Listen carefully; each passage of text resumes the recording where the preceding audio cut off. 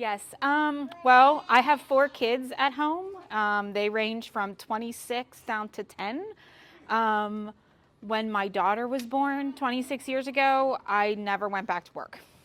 And so 1999. in 1999. So, anyways, those kids are my last one's a senior, and the other 2 are adults now, and we just became grandparents. And this is Clark. He's the youngest. He's 10. And an uncle. He's an uncle, and and he is also my only one that's homeschooled. So when Clark was in kindergarten, it was COVID, so we never went back to school. And then we started doing a lot of things at home. Cooking is one that helps them with a lot of math skills. And I worked the cash register at the cafe. And he's my Saturday help at the cafe. Since And Christina's Sunday. on maternity leave, no. So anyway, but fractions and different things like that are a lot easier to learn if it's hands-on. It's hard. Fractions is just something really hard for them to learn, I think, and teach them without using them. So we decided to today show you something that is kid friendly to make. Okay, now tell them what we're gonna make. Popsicles. Okay, so we're gonna make homemade freeze pops, which kids usually like freeze pops, but they usually Pineapple's the best flavor. pineapple's the best flavor. They usually have probably a bunch of stuff that you actually don't want in them. So and today when you go home, you will get the recipes for the homemade freeze pops. You will also get a funnel and the little freeze pop bags. And so everything goes in the blender. So it's super easy to do. It doesn't really require much. Now, it does require cutting. So pineapple we did today because they're the best in the wintertime, but in the summer you can use like strawberries or blueberries and kiwis. So that kind of stuff. Blueberries. Okay.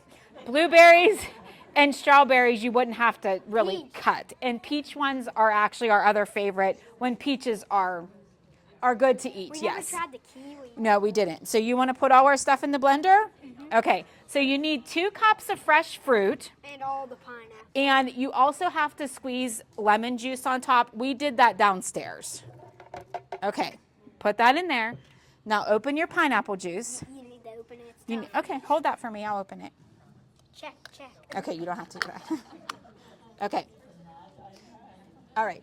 Fill the cup up, holding it over here so we don't spill it on that tablecloth.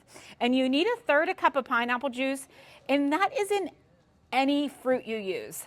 Not sure why. That's what the recipe said. So you also get a little pineapple juice in your bag because it's not really something you keep on hand.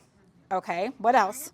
So pineapple juice and then the honey. How much honey do you have to put in there? 1 tablespoon. 2 tablespoons. So how many is that? But we have a half, so we need to use 4 of these. Okay. How about if I hold this and you do that? And you'll find that like the sweeter the fruit is, you might not even require that. Let's put that in there. Oh no, And this is our blender from the cafe, but a home blender works just fine. 3 of them. So then these little plastic bags come from Amazon, and they are for freeze pops. So, or you would just search for that, but you'll get some in your little bag, and they zip lock at the top. So, and they also come with this little silicone funnel. Like if you order them, because you have to, of course, put the funnel in. Put it in mine. Oh, sure. Okay, here, open it up. And then you have to leave about like an inch on the top and then seal it. It says 4 hours in the freezer, but if you would make them. So then, well, we have a little more than an inch, but you should get out of these little ones probably about 6 or 8 out of one recipe. If you have the bigger ones, we got about 4. So just for, so. Come on, we have to dump them all. Squeeze out nicely. Yes. Yes. We should have brought one that was done. I think we had some downstairs. But yeah, they do squeeze out really easily. So not only is it important for kids to help in the kitchen, but it's also important for them to help with hospitality in your home. So if you And I think sometimes people think that having people in your home or showing hospitality has to be this giant undertaking. Everything has to be perfect, your house has to be perfect, and it's really not. It's really about just having people at your home and sharing your hospitality with them. We like to have people in our home for anything. So, Clark, if we have someone in our home, what are some things that you do to help me? I make Italian sodas. Yes. So Clark likes to set And up. hot chocolate. Clark likes to set up a so-called bar, let's say, and Or so Italian sodas. right. And hot so chocolate. we had our small group Christmas party, and Clark set up a hot chocolate bar. We had some friends over that we hadn't seen in a long time. So Yeah, Joy. oh yes, Joy was there.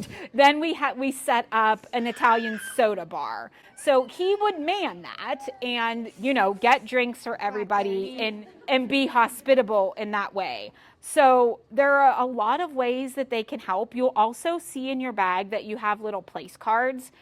It's a great way for them to practice writing. So if you give them a list of who's coming, and they could set your table, they could put your place cards out, your napkin, your silverware, and You have to do the math. yes, and That's things good. like that. So That's all of the Clark, two boys in the middle, not so much, but my daughter is the oldest, likes to help and do things like that. So there are other ways that they can help you besides in the kitchen as getting your house ready for hospitality. So I have a couple things I wanted to read to you about hospitality. It's biblical things on hospitality.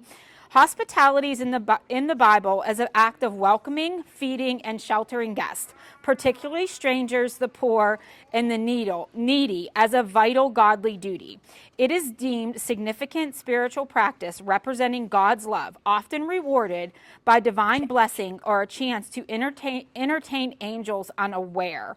So we are supposed to welcome strangers into our home. I don't know if a lot of us ever do that. We try to invite people into our home that we think would not have. We take for granted we have a big family, but there are a lot of people that don't have that sense of family. And so to reach out to someone may feel a little bit uncomfortable, but with Easter coming, there are a lot of people that will find themselves with nobody. So it's really nice if we extend that hospitality and show them the love of Jesus and showing them that they may never have felt that before. They may have had that feeling before. And so, as Laura told you, I run the cafe downstairs. You hear a lot of chatter as people are in that line. And it's always amazing to me about something I hear over and over again is how they want to be connected and how they want to get connected. And so this is a big church. And you think that everybody kind of is connected or found their thing, but that's not really always the case. And so I think we, as this big church, need to make sure that we're listening and paying attention to what is going on around us. So we have had some people over that I have overheard saying that they're by themselves or none of their kids live here or things like that. And so we never want to shy away from welcoming people in our home. Even though you think you might not be ready, if people are really wanting to connect and wanting to be welcome into someone's home, they're not looking if you dusted or, if you did anything like that, because they truly just want the friendship and the connection. And I think now, especially with, as I'm reading off of this, we're not connected even more. So I try to do the best and think like, okay, you may not want to have a whole classroom of children at your house. Clark is part of a co-op. There's about 100 kids there. It's great. We go on Thursdays, and oftentimes we have them over for like an outside thing. We can't accommodate that many people in our home. An article you read? That's why people have Super Bowl parties. Oh, yes. So like a Super Bowl party, if that's something you might want to have. But anyway, so it is always stepping out of your comfort zone to have people come into your home, especially strangers. So just a little bit, we try to do that and show them that, you know what, you may not know this person. You may intermix with your family. I have a sister-in-law that is fantastic at that would invite anybody and anyone over her home. So if you go over with your whole family for a holiday, you better believe there's some random stranger at Aunt Jill, random stranger at the table. But she's excellent at it, and she's really Super Bowl party. Yes, she's really great at it. So. And it goes far as when you do things like that your kids pick up on that. So whether your kids go to school or they don't go to school, there's always those kids that might not feel included, and you should show your hospitality too in a certain way. As far as also giving food. Like you ladies are probably great at that. Like if someone has a baby, you make them something, that just shows way much more than you would think. This show that they are loved, and you're thinking of them. So anyway, so we try to do as much in the kitchen as we can, or as that you might be comfortable with, or the age of your kids. Now Clark is going to be 11. He can do pretty much. And there's a lot of stuff that you wouldn't say, here's a big knife and, go at it. But he can. I don't so work with knives. No, he doesn't mess with knives. So anyway, so we just wanted, and there is another thing I wanted to read to you. There are several Bible verses that tell you that you should show hospitality. It's Romans 12:13. Share the Lord's people who are in need, practice hospitality. Hebrews 13:2. Do not neglect to show hospitality to strangers, for thereby some have entertained angels unaware. 1 Peter 4:9. Show hospitality to one another without grumbling. This is what caught my you sign up for something and you just are so mad that you said you would do that because the week turns crazy and your kids are sick or this or that. Not sure where everyone is in the stage of life. We have a 90-year-old mother-in-law, my husband's mom. So sometimes that comes into, depending on what season you are in, that you have to take care of things like that. But years ago, I read this book. It was called The Best Yes. And I think of that all the time. Like if someone asks you to do something and you can't say, you know what, this is right for me, this is my best yes. Because if you're going to say yes and then you're going to turn around and grumble about that choice that you made to either have people in your home, sign up for a meal train. Maybe let your kids come in the kitchen. That wouldn't be the best yes, let's say. So without grumbling, it just caught me because I know we're all guilty of it. I am. You decide to host stuff and then it just isn't how you thought. And the other one is Matthew 25:35. For I was hungry and you gave me food. I was thirsty and you gave me drink. I was a stranger and you welcomed me. So that is probably another one of the really hard ones. I think when we would go and reach out to invite somebody, you're kind of afraid. Maybe they'll say no, or maybe they'll come and they won't be the kind of person that you would think you would have in your home or something like that. Or you have kids in your house and you're reaching out to a stranger. But I don't know. Every time that we have found that we have done something like that, we've never been disappointed or had something unexpected happen. And then also going back to the kids in the kitchen, there was a little something that there's some different things that this would build upon. Math, patience, connection. There are very few times that you might be with one of your other kids one-on-one. So sometimes your kids are very close together. Ours were not close together, so we kind of had that time in between. I know friends that are close together. They may set up like a date with a kid at a time to show that like one-on-one time. And so doing something like this one-on-one really does build math and confidence and patience, probably for us. So, anyways, but Did I miss the part? no.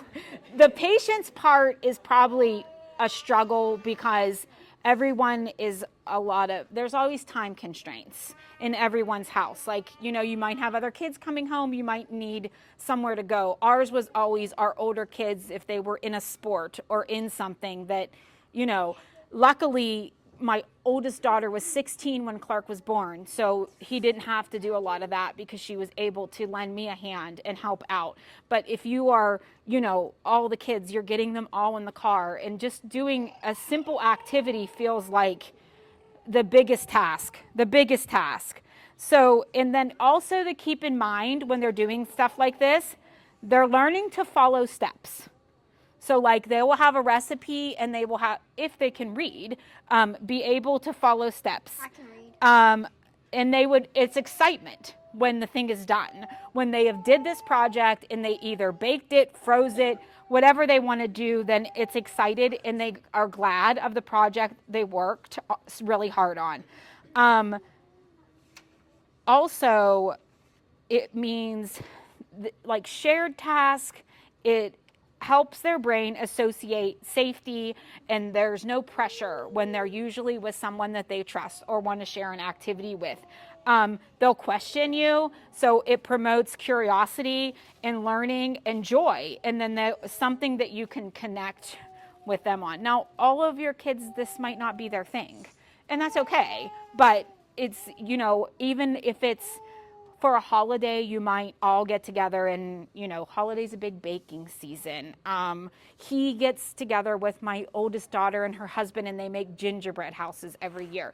But then it's an excitement, and it's that time for them together and to be with each other, which is basically your biggest point. Like, we want to share with our kids and our neighbors and our church family of different things that we can do to feel connected.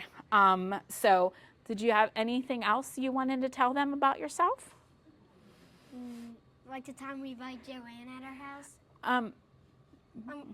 Yes. You didn't let me talk. Yes, you can tell them. So, yes, you can tell them. We invited a lady, Joanne, to our house because my husband cuts her grass. Yes, he takes care of a couple lawns for ladies that aren't able to cut their grass, and Joanne is one of them.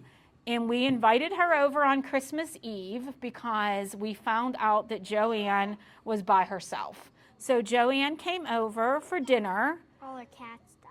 Yeah, and she was having a hard time. She lost some of her animals, and so, but now that Joanne came to our house on Christmas Eve, and it was very nice to share Christmas with her. I don't think Joanne has much of a belief in Jesus, maybe. So it was very nice to share that with Joanne in our home.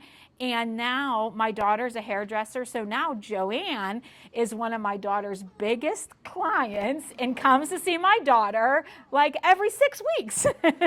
So that was truly nice. So out of that, my daughter Isabel gained a client, and we now have a friend in Joanne. Thank you, Laura.